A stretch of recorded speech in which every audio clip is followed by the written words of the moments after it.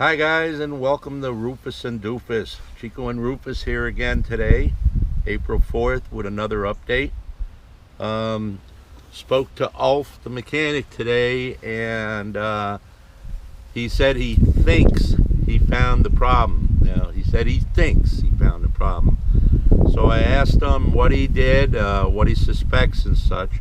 And interestingly enough, he started doing some of the things that I had kind of asked him about when I first dropped off the RV with the problem.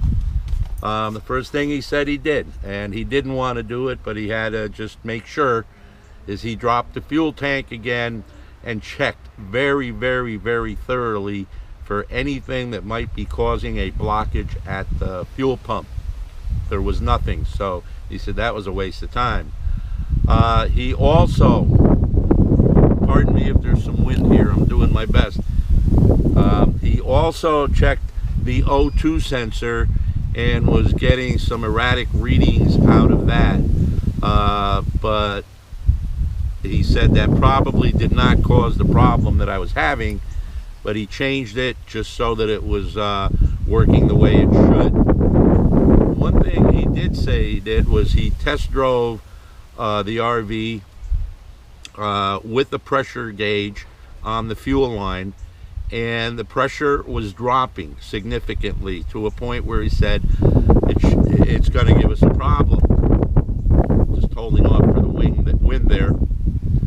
So what he did, and this is one thing I had mentioned to him earlier, I said, could it be the fuel pressure regulator? And this time he replaced the fuel pressure regulator with another Ford stock fuel pressure regulator, and he got the same exact readings that he got with the first one.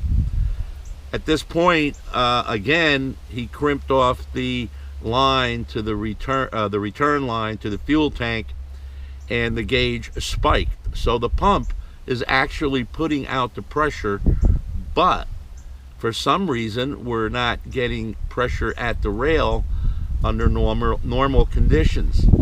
So this is really strange, and it doesn't make any sense to him, and it doesn't make any sense to me.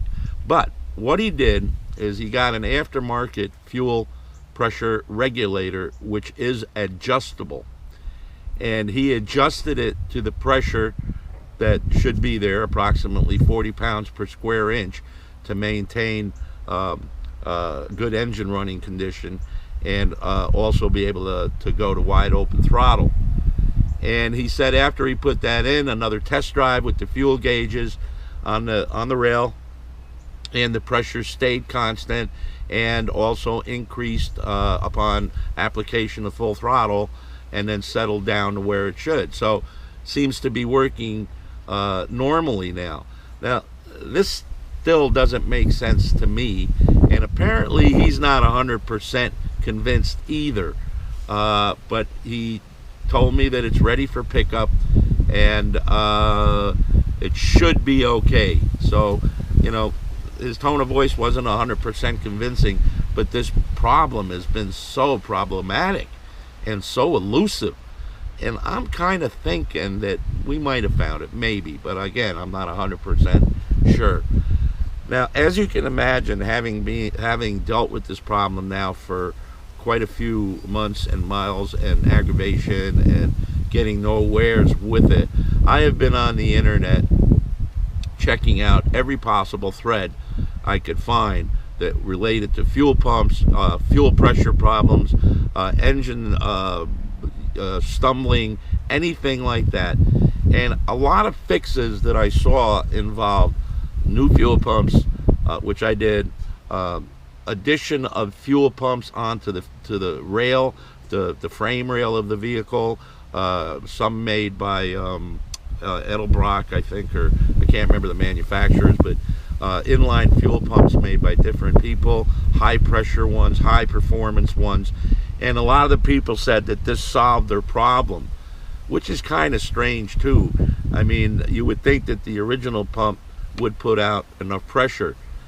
Now, the pump that he's got in there is delivering way more than it needs to deliver when he crimps that line. So the pressure is there coming from the pump. But when he just runs it under normal circumstances, it drops. And the only thing really from, in line there is this fuel pressure regulator. And I think that he did the right thing by putting an adjustable one in there. Is it possible that this has been a problem, that everybody's been experiencing it, and maybe they've overcome it with other fixes? I don't know at this point. I haven't picked up the vehicle. I can't pick it up for a while because right now I just don't have the money to pick it up.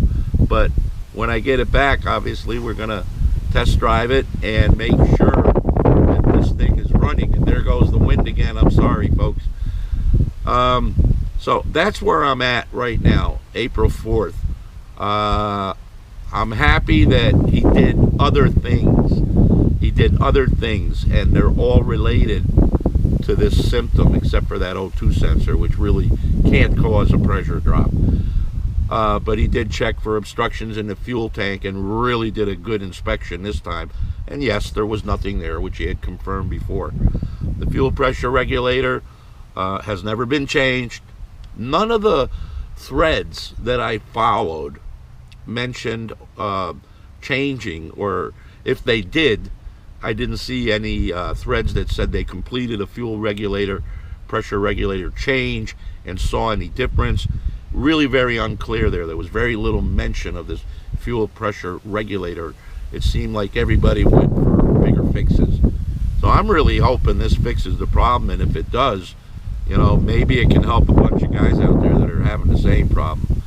So I just wanted to let you guys know that. Quick video. Yes, I'm out with the dog. Yes, I'm outside with the camera. Yes, the new microphone didn't come yet. So bear with me for a while. And that's about it, guys. We'll see you again soon with the end result of the tests and a test run, and see what happens. Okay, you guys have a great day. Bye-bye.